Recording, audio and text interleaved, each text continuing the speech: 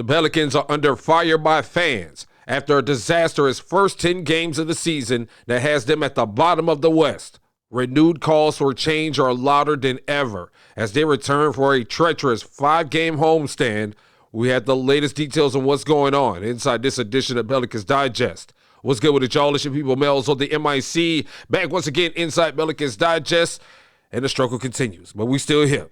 We still giving you the best analysis, opinions, and more about the New Orleans Pelicans. So go ahead, hit that subscribe button. And if you haven't done it yet, but don't be part of the 60-70% of just watching and not subscribing. Hit that subscribe button, baby. And also share this with your fellow Pels fans. If you know them out there, as the struggle continues, and at the start of the season, before the season really started, I remember doing a video on the schedule release when the Pelicans announced their schedule.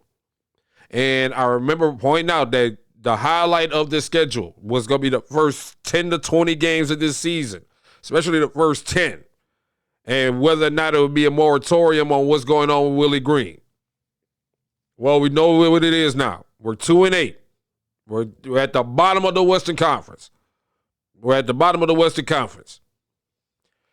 Can't really put this on lack of talent. You can't. Because the talent, I think you have enough talent there.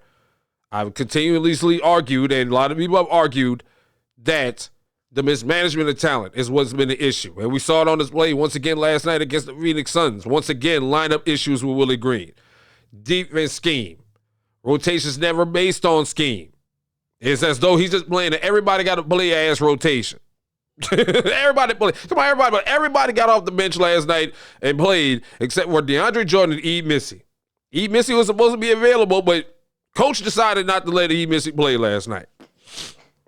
And you got torched by Grayson Allen for 40-something points. At least it wasn't Devin Booker this time, right? Devin Booker, well known for putting up 50 on us, but at least it wasn't Devin Booker this time. It was Grayson Allen.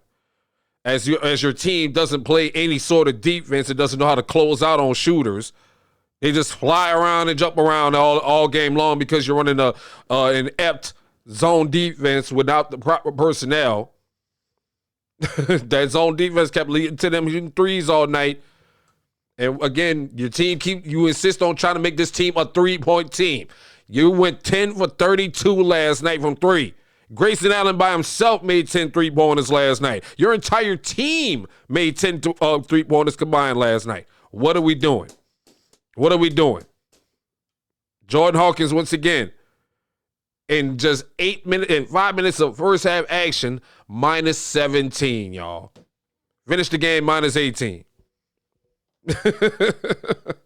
What are we doing, man? And yet this man still continues to get the grace of Gail Benson and Joe Dumars. All day today I woke up, and that's the only article I've been seeing, and all the articles I've been seeing is fire Willie Green. What are the Pelicans waiting for? Dallas already pulled the trigger on Nico, even though that situation was insane in itself.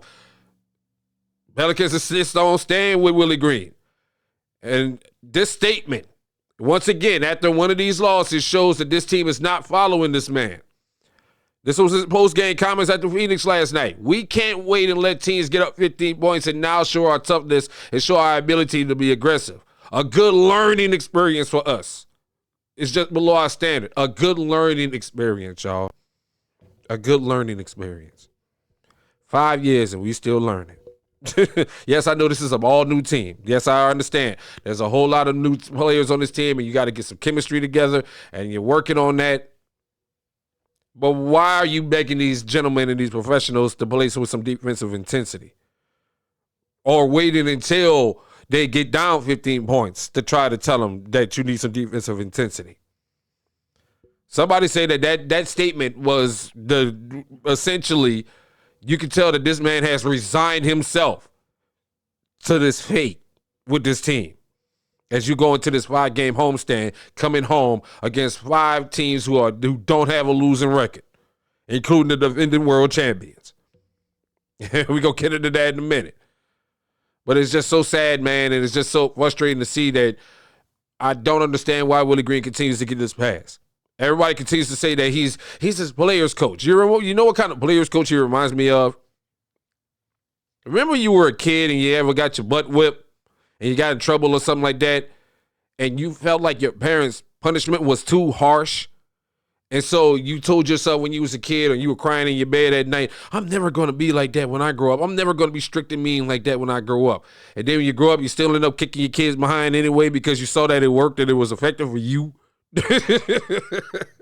That's what I get with Willie Green. Willie Green is one of those coaches who grew up, who played in the NBA and said, I don't want to be like that coach, right? That tough coach right there. I'm going to make change. I'm going to be nice to these guys.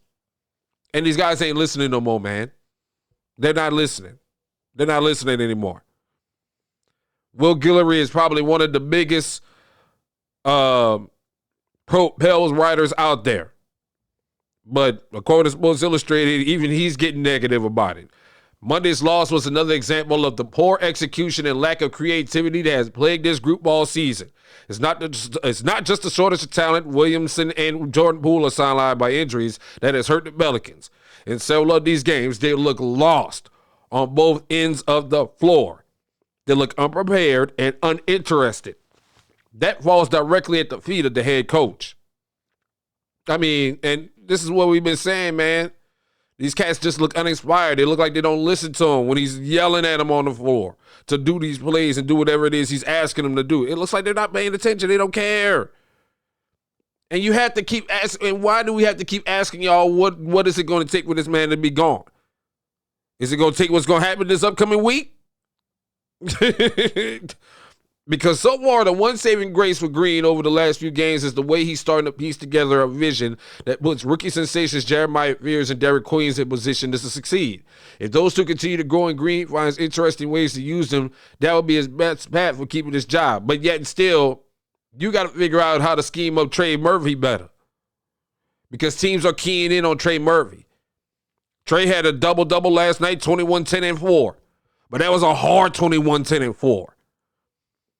Especially when your coach ain't gonna go out there and argue with the referees about the foul calls. He's not gonna politic on y'all behalf. He's just gonna stand there with his arms folded and ask, what happened? That was a hard 21, 10, and 4 for Trey last night. Because teams had now started to scheme and say, you know what, we'll take our risk with the rest of them. We need to scheme up on him. Real quick, thank you once again for Sadiq Bey. Thank you again for Sadiq Bey. Seems like the only player out there that's playing with some heart, some grit, and some tenacity and hustle again. Had 15 points last night. Respectable night. Valuable contribution so far to this team.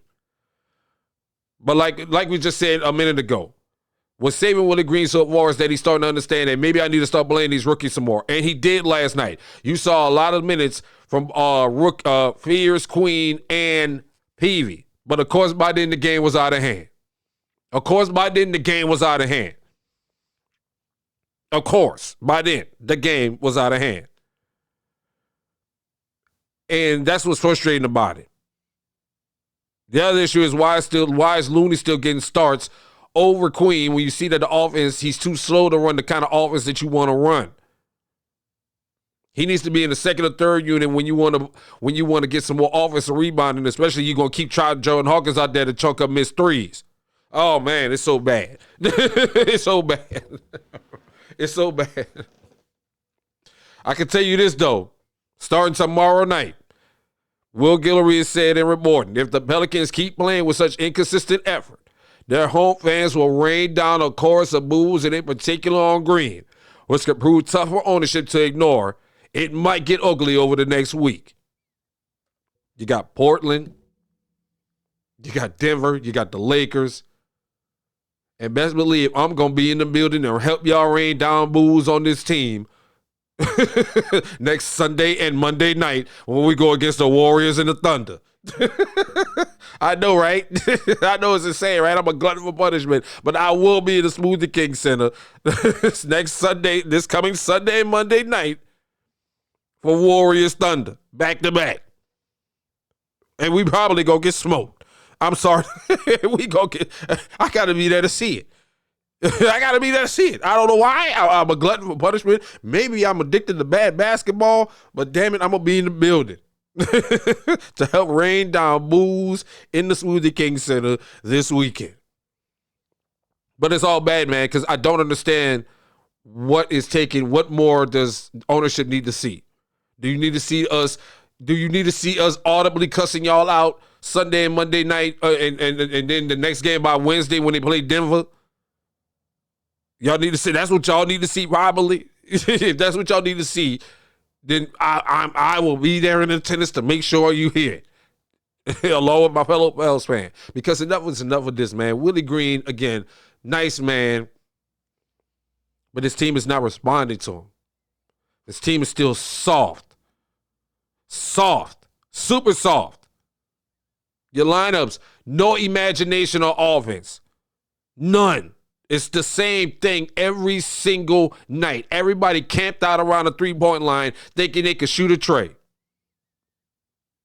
You can't get into the paint. You got bigs. You don't use your bigs effectively or try to set up a post-perimeter game.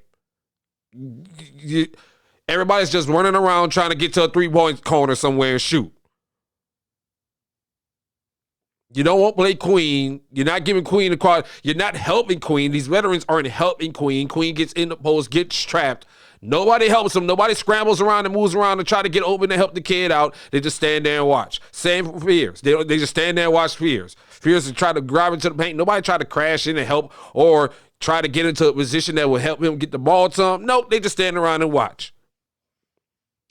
I don't understand why they're not seeing what I'm seeing in the games in real time and not adjusting in real time. It's just hard to understand what Willie Green is thinking in these games. He's getting out-coached now by guys who just got there to their teams. Phoenix ran the most simple offense and the most simple defense last night, and it was super effective for this team because there was no imagination. Absolutely none. And that's unfortunate, man. That's unfortunate. And I'm trying to figure out, Gail Benson, what else do you need to see? You have 10 games now. You have Joe Dumars, you have enough sample size. Why are y'all waiting to see? Why are y'all waiting for things to get ugly in the Smoothie King Center this week? Why is it going to take that for y'all to decide that this is not? Why are we delaying the inevitable?